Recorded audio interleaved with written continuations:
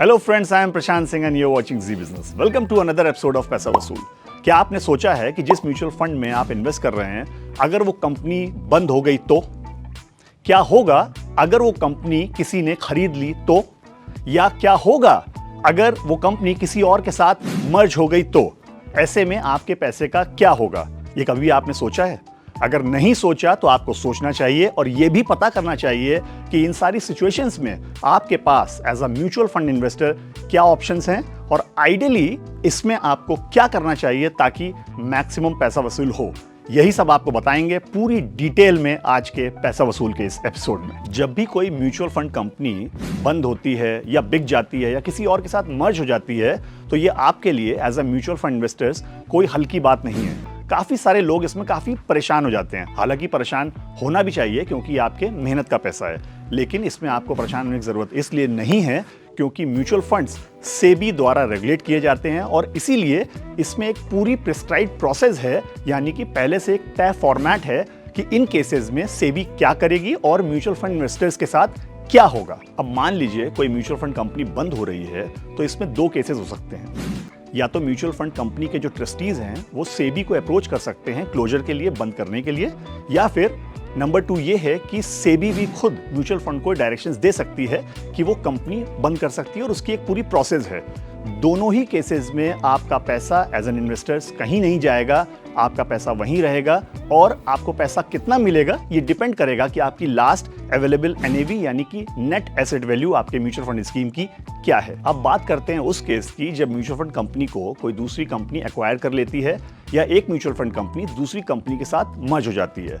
इस केस में भी बेसिकली दो तरह के डेवलपमेंट्स होते हैं। नंबर 1, जिस भी म्यूचुअल फंड स्कीम में आपने पैसा लगाया है, हो सकता है वो स्कीम उसी फॉर्मेट में नई कंपनी के साथ भी कंटिन्यू रहे।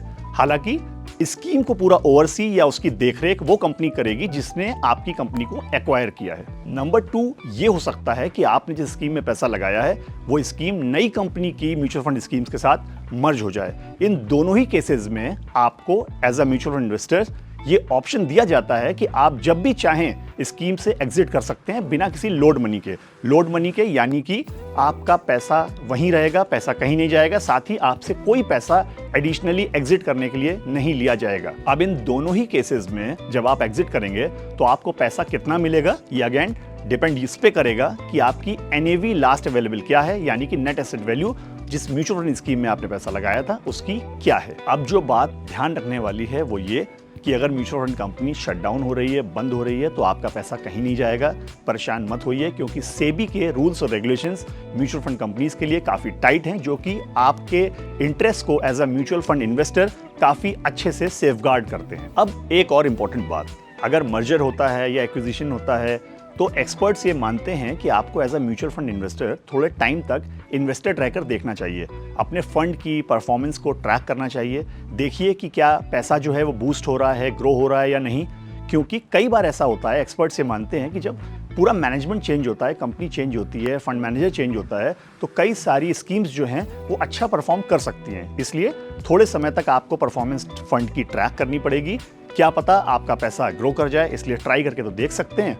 अदरवाइज किसी भी टाइम आप एग्जिट कर सकते हैं और किसी नए फंड में अपना पैसा लगा के उसकी परफॉर्मेंस देख सकते हैं। तो ये थी म्यूचुअल फंड्स के जरिए वेरियस केसेस में पैसा वसूल की बात। अगले एपिसोड में मिलेंगे एक नई जानकारी के साथ और आपको बताएंगे कि पैसा वसूल कैसे करना है। Till then, good bye, take care and keep वसूलिंग पैसा, क्योंकि पैसा लगाया है तो वसूलना तो बनता है।